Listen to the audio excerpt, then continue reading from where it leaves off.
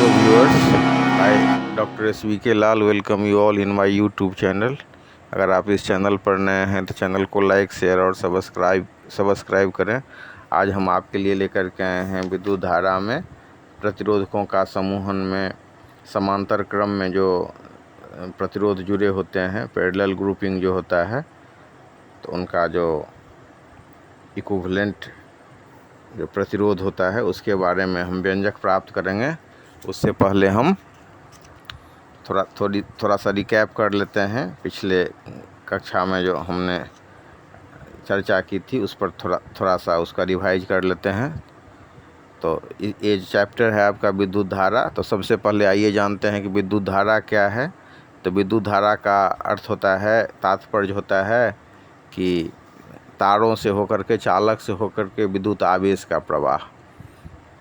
तो विद्युत धारा हो गया हमारा आवेश का प्रवाह चालक के थ्रू, चालक से होकर के। अब विद्युत आवेश क्या होता है? तो विद्युत आवेश पदार्थ का एक गुण होता है। समान आवेश एक दूसरे को प्रतिकर्षित करते हैं और मतलब असमान आवेश एक दूसरे को आकर्षित करते हैं। आवेश होता कहाँ है? तो आवेश एटम में होता है।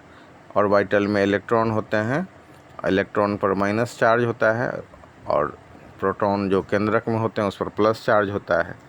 उसके बाद विद्युत धारा का प्रवाह के लिए विभवांतर उत्पन्न करना होता है। तो विभवांतर क्या होता है? तो अलग अलग बिंदु पर जो विभव होता है उसके अंतर को हम विभवांतर कहते हैं।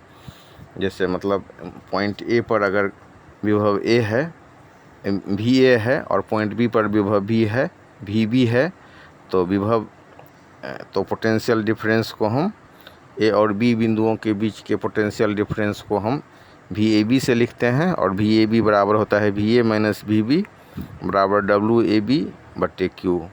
और विभवांतर से पहले विभव को समझ लीजिए। विभव क्या होता है? तो विभव होता है किसी बिंदु पर विद्युत विभव कार्य का वह परिमाण है जो प्रति इकांक आवेश को अनंत से उस बिंदु तक लाने में किया जाता है।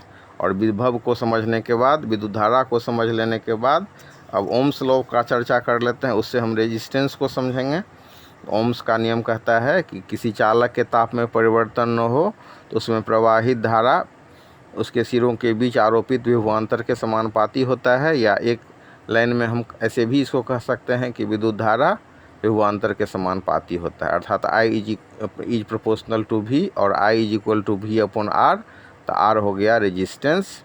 अब इसी रेजिस्टेंस को अगर 2, 3, 4 रेजिस्टेंस हो या मतलब एक से अधिक रेजिस्टेंस हो तो उसके जोड़ने की बहुत सारी विधियां हैं। उसमें 2 विधियां मुख्य हैं। एक है श्रेणी क्रम समूहन, जिसको अंग्रेजी में सीरीज ग्रुपिंग कहते हैं, और दूसरा होता है समांतर क्रम समूहन, जिसको हम पैरेलल ग्रुपिंग कहते हैं। तो आज हम चर्चा करेंगे पैरेलल ग्रुपिंग के बारे में। पैरेलल ग्रुपिंग में जैसा कि आप यहाँ चित्र में देख रहे हैं कि मतलब 3 रेजिस्टेंस है ए और पॉइंट बी पॉइंट के बीच में, ए और बी पॉइंट के बीच में 3 रेजिस्टेंस है। एक रेजिस्टेंस का नाम है R1, दूसरे का नाम है R2 और तीसरे का नाम है R3। ये जो है सो पैरेलली जुड़े हुए हैं। और पैरेलली जोड़ने के लिए हम क्या करते हैं? तो तीनों को मतलब 3 को देख रहे हैं जिस हिसाब से दिखाया गया है, इस हिसाब से इसको हम जोड़ देते हैं और फिर बैटरी से हम विद्युत धारा देते हैं। विभवांतर उत्पन्न करके विद्युत धारा उत्पन्न करते हैं। तो विद्युत धारा कितना है? तो I है। I जो है ए पॉइंट पर 3 भाग में बढ़ जाता है। एक विद्युत धारा का नाम है I1, दूसरे का I2, तीसरे का I3। तो I1, I2, I3 धारा रेजिस्टेंस R1, R2 और R3 से क्रमशः प्रवाहित होती है। तो I धारा ही चूँकि 3 भाग में बढ़ करके I1, I2 और I3 में बढ़ती है, तो इस हिसाब से हम इसको लिख सकते हैं I बराबर I1 जोड़ I2 जोड़ I3। तो इसको हम मान लेते हैं इक्वेशन 1। अब फिर देख लीजिए कि बिंदु A और बिंदु B के बीच विभवांतर है V, और प्रत्येक प्रतिरोधक A और B के बीच में जुड़ा हुआ है। तो ओम के नियम के हिसाब से प्रत्येक सिरों के बीच विभवांतर V ही होगा। तो ओम के नियम से I बराबर हो जाएगा V/R1, I2 बराबर हो जाएगा V/R2, I3 बराबर V/R3, क्योंकि विभवांतर सेम ही होगा। तीनों जो रेजिस्टेंस है, तीनों जो धारा है उसमें विभवांतर भी ही होगा। और फिर जो समीकरण हमारा एक है, I बराबर I1 जोड़ I2 जोड़ I3, तो इसमें हम क्या करते हैं, तो ये I1 का मान, I2 का मान और I3 का मान दे देते हैं। तो इसका समीकरण एक में I1, I2 और I3 का मान देने पर, तो I1 का मान कितना है, V/R1, I2 का मान कितना हुआ ओम्स लॉ से, तो V/R2, और I3 का मान कितना हो गया, V/R3। तो तीनों को मान को अगर हम पुट कर देंगे इक्वेशन एक में, तो हमारा हो जाएगा I बराबर V/R1 जोड़ V/R2 जोड़ V/R3। तो इस हिसाब से हमारा ये हो गया इक्वेशन सेकंड। अब जितना काम ये तीनों रेजिस्टेंस कर रहा है उतना ही काम जो है एक रेजिस्टेंस जब करेगा तो इसको हम बोलेंगे इक्विवेलेंट रेजिस्टेंस। और चूँकि पैरेलल सीरीज में जुड़ा हुआ है तो उसको हम आरपी से डिनोट करते हैं इक्विवेलेंट रेजिस्टेंस को। तो जैसे ये हमारा R1, R2 और R3 तीनों मिल करके करता है तो उतना ही काम आरपी करेगा। तो I इसके लिए हम लिख सकते हैं I बराबर V/RP। बगल में देख रहे हैं पीछे में कि मतलब ये जितना तीनों रेजिस्टेंस है उसके उतना जितना काम करेगा उतना एक रेजिस्टेंस इसमें काम कर रहा है हमारा। तो A और B के बीच समतुल्य प्रतिरोध RP हो जाएगा। तो I बराबर V/RP। तो ये हो गया हमारा इक्वेशन 3। अब देखिए इक्वेशन 2 हो गया I बराबर V/R1 V/R प्लस मैंने इक्वेशन जो हमारा सेकंड है वो हो गया I बराबर V/R1 जोड़ V/R2 जोड़ V/R3। और इक्वेशन 3 हो गया I बराबर V/RP, क्योंकि हम इक्विवेलेंट जो रेजिस्टेंस है उसको पुट कर रहे हैं। और इक्विवेलेंट रेजिस्टेंस का क्या तात्पर्य है, ये तीनों रेजिस्टेंस मिल करके जितना काम करेगा उतना ही काम हमको एक ही रेजिस्टेंस जब कर रहा है तो हम उसको बोलते हैं इक्विवेलेंट रेजिस्टेंस। तो इस हिसाब से समीकरण 2 और 3 को हम तुलना करते हैं तो क्या हो जाएगा, अगर इक्वेशन का लेफ्ट हैंड साइड बराबर है तो राइट हैंड साइड भी बराबर होगा। तो हमारा ये हो जाएगा I बराबर V/RP। तो I के जगह पर हम ये लिख सकते हैं V/RP। तो हमारा इक्वेशन बनेगा V/RP बराबर V/R1 जोड़ V/R2 जोड़ V/R3। और V प्रत्येक में है तो V को हम कॉमन ले लिए तो हमारा बच गया V into 1/R1 plus 1/R2 जोड़ 1/R3। V साइड भी है तो V से भी कैंसिल हो जाएगा।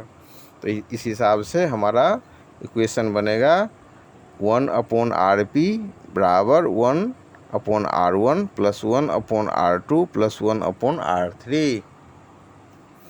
तो ये हो गया हमारा पार्श्व क्रम में अर्थात समांतर क्रम में, या अंग्रेजी में बोल लें तो पैरेलल ग्रुपिंग जब हम करते हैं तीन ठो रेजिस्टेंस R1, R2 और R3 को, तो हमारा ये जो प्रतिरोधक का इक्विवेलेंट जो रेजिस्टेंस होता है तो उसको हम इसी इक्वेशन से लिखते हैं।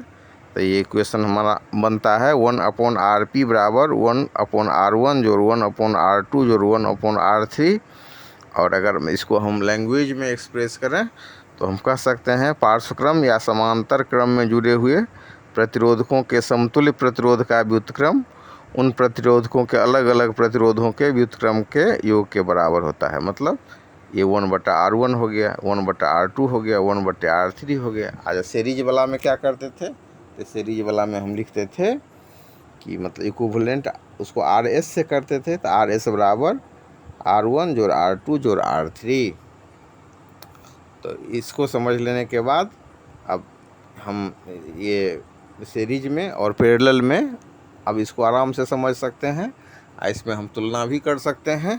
तो तुलना क्या करेंगे, तो श्रेणी क्रम में जब प्रतिरोध होगा तो सभी प्रतिरोधकों में एक ही धारा प्रवाहित होगी। जब ये पैरेलल सीरीज में जुड़ा हुआ होगा तब सभी प्रतिरोधकों के सिरों के बीच एक ही विभवांतर होता है, परंतु उन प्रतिरोधों के मान के अनुसार उनमें भिन्न भिन्न धारा प्रवाहित होती है। तो सभी इसमें होगा सभी प्रतिरोधकों में एक ही धारा और उसके सिरों के बीच विभवांतर उनके प्रतिरोधों के अनुसार अलग अलग। इसमें क्या हो जाएगा कि भिन्न भिन्न धारा बहेगी प्रत्येक प्रतिरोध के बीच में, विभवांतर सेम ही होगा। उसी हिसाब से श्रेणी क्रम में समतुल्य प्रतिरोध सभी प्रतिरोधकों के अलग अलग प्रतिरोधों के योग के बराबर होगा। जबकि अगर मतलब पैरेलल सीरीज में जुड़ा हुआ होगा तो प्रतिरोधकों के समतुल्य प्रतिरोध का व्युत्क्रम सभी प्रतिरोधकों के अलग अलग प्रतिरोधों के व्युत्क्रम के योग के बराबर होगा। मतलब ये 1 बटा जो कर देते हैं R1 जो 1 बटा R2, तो ये इसको हम व्युत्क्रम बोलते हैं। उसके बाद मतलब समतुल्य प्रतिरोध का मान प्रत्येक प्रतिरोधक के प्रतिरोध के मान से अधिक होगा, क्योंकि इसमें तीन जुट गए। R1 R2 R3 को जोड़ेंगे तो एक प्रतिरोध से ज़्यादा ही ना होगा। लेकिन इसमें क्या होगा, इसमें चूंकि व्युत्क्रम में है तो समतुल्य प्रतिरोध का मान जो हो जाएगा वो प्रत्येक प्रतिरोधक के प्रतिरोध के मान से कम हो जाएगा, क्योंकि जब 1 बटा R1 हो गया 1 बटा R2 हो गया तो ये एक प्रतिरोध है, उससे इसका मान कम हो जाएगा। समतुल्य प्रतिरोध का मान प्रत्येक प्रतिरोधक के मान के से कम हो जाएगा। तो इसी हिसाब से हम इसको समझ सकते हैं कि अगर मतलब श्रेणी क्रम में सीरीज ग्रुपिंग में अगर एक प्रतिरोधक को प्रतिरोध से हटा दिया जाए तो प्रतिरोधकों के से प्रवाहित होने वाली धारा शून्य हो जाएगी, जबकि पैरेलल ग्रुपिंग में ऐसा नहीं होगा। एक प्रतिरोध हटा देने पर भी अन्य